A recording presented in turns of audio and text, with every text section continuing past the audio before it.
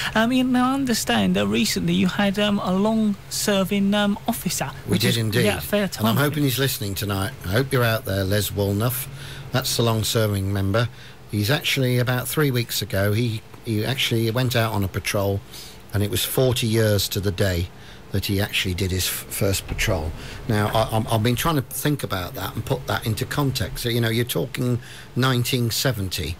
I'm a chap who's in my early 50s now, yep. And I was actually in the first year of the secondary school. I'd only just gone beyond the primary school education, so put it into context. 40 years is a long time. Now, he's an unassuming guy. He's very humble.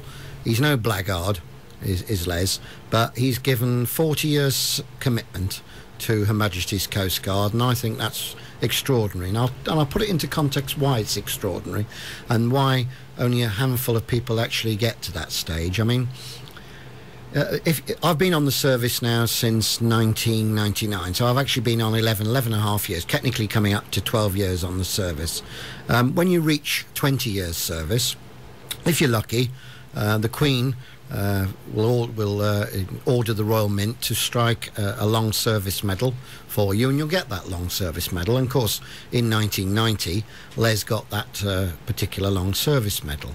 If you do a further 10 years, you get a bar to that service medal, and in the year 2000 we celebrated Les getting a bar to his 20 years service medal, which meant he'd done 30 years, and we're really looking forward for Les getting his 2 bars to his 20 years service medal, which basically means obviously he's done 40 years service. And I can honestly say that there are literally handful, and I mean that, only a handful of there's probably, out of the 4,000 Coast Guard rescue officers in this country, there's probably a handful of probably only 5 or probably, you know, in that sort of region, who have ever clocked up 40 years. And the reason being is, if you joined say in your 20s, your contract was terminated normally at 60. Right. But in recent years, clearly the age has gone on, so there are very, very few people in this country who can claim 40 years service as a Coast Guard rescue officer.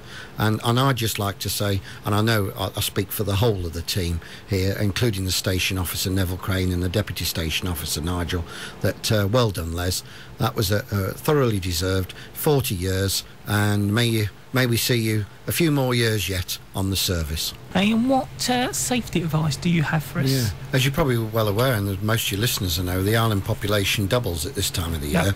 So we get a lot of people here who are holiday makers. And I did notice yesterday I went out, and all different activities going along in Minster Beach. There was windsurfing, there was that new paddle boarding, there was a hovercraft down there, there were jet skis, there were swimmers, there were people playing with buckets and spades. And it did actually prompt me to think about some general advice to start off with. As you know, Sheppey's got not only beaches and muds, but mud and cliff as well. So keep clear of any cliff edges. Obviously, they're not very slippery because this moment in time, but they can actually crumble, as you remarked earlier on to me, about how much has dried out. Always swim close to the beach, in line with the shore. Don't drink and drown. Eating and drinking before you swim may give you cramps. Drinking alcohol and going into the sea is dangerous, full stop. It slows your reactions, increases the chances of hypothermia, and your judgment of distances is impaired. Check the weather and tides before you go home so you don't get swept away. Always wear sun cream. That's an advice now. And if you don't have someone to accompany you, then make sure there are others around you so if you can get their attention if you get into difficulties.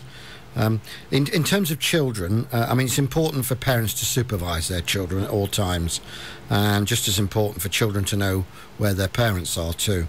Now, thousands of children are lost every year, but most are found within a few minutes, and we've had a couple of instances this year where we've got lost children, but fortunately they have been found very rapidly. But the one thing I do want to emphasise at this moment in time, because again we've had some incidences, is inflatables. I mean, they're great. They're great toys. They're airbeds. They're dinghies of fun, but a bad idea when they're used in the sea. They are much safer in swimming pools. They can easily blow away from the shore with the lightest of breezes. And if your child is using an inflatable, make sure they're being supervised. The inflatable is secured to the shoreline and ideally held by an adult. An inflatable can easily be blown away from the shore, even with the slightest breeze. So, be careful with those inflatables. At the moment, we're going through the incidents that the Coast Guards have covered since Ian was last on air here on the Isle of Sheppey. OK, Daniel, let's kick off on July again. This time Saturday the 10th and Sunday the 11th, which I must admit were quite extraordinary. Right. I think probably one of the busiest weekends we've had for many, many years. On Saturday the 10th of July, the first incident, we were asked in the afternoon to investigate a 20-foot motorboat which had run aground on the Grain outfall. We proceeded to Garrison Point and gained visual contact. The Sheerness, inshore and all-weather lifeboats were tasked to assist, but were unable to refloat the vessel. The Sheerness lifeboats agreed with the casualty that they would return at high water.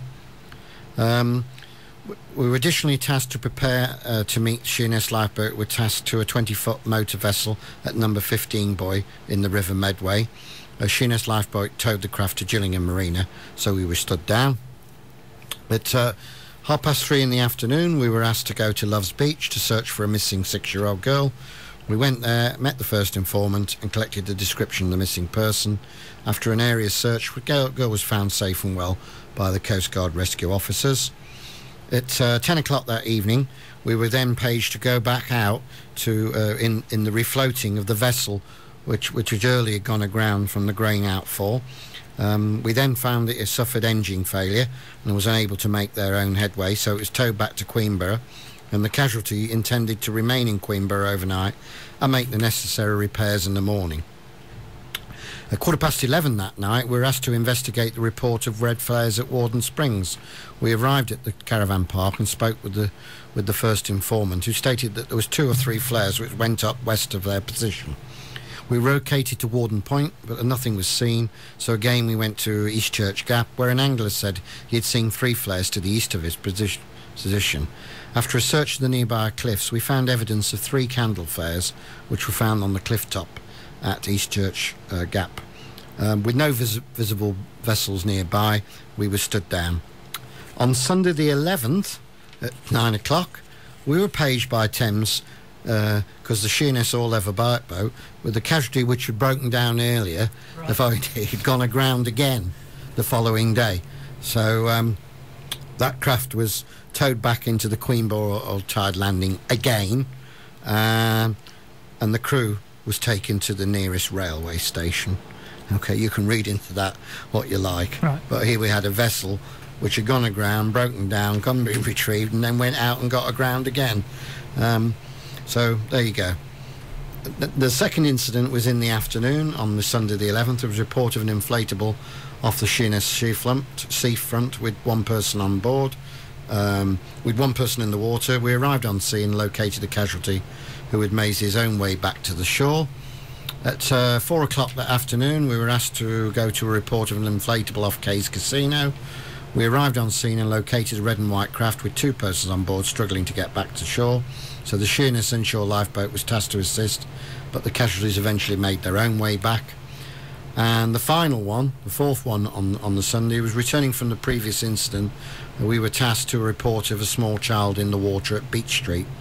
We made our way to the scene and upon arrival could see no persons in difficulty and no one having any knowledge of either seeing someone or having called the Coast Guard.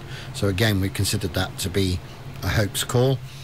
On Friday the 16th in the afternoon, another report of a 24 boat which had gone aground, which had broken down on the River Medway. Again, they had to be towed in by the Sheerness all-level lifeboat. So when you look at all these broke down, and when I read all of this, I think, yep, why don't you have a secondary engine? Why don't you have, because that's one of the advice you give. You don't just have a primary engine. If your primary engine breaks down, you use your secondary engine. Yes, it may be a small air engine, doesn't cost very much, but it'll get you back to safety. Sunday the 18th in the afternoon, we were tasked following a report of a missing person in a 15-foot open yacht with a 40 horsepower engine. Whitstable Lifeboat was already engaged on the incident when we arrived there. I was actually involved in this, and we proceeded to start a search from Shelness towards the Isle of Sheppey Sailing Club. Eventually the casualty was located at Garrison Point,